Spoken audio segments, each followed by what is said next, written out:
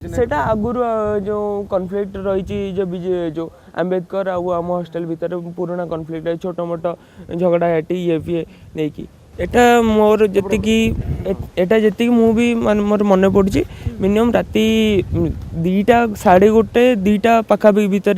जिनस गुड़ाई एगुड़ा मुझे विषय जानी किए कौट जो बोतल आनी कि फोपाड़ थो कौ सेपटू फोपड़ा होना एपटे तो भांगी फोपाड़े ना जदि आसो सेपटू आसो तेपटे पिला भांगी फोपाड़े कैंपस भितर से काली आमर जूनियर मैंने फेरवेल देते काली आम अरेंजमेंट करते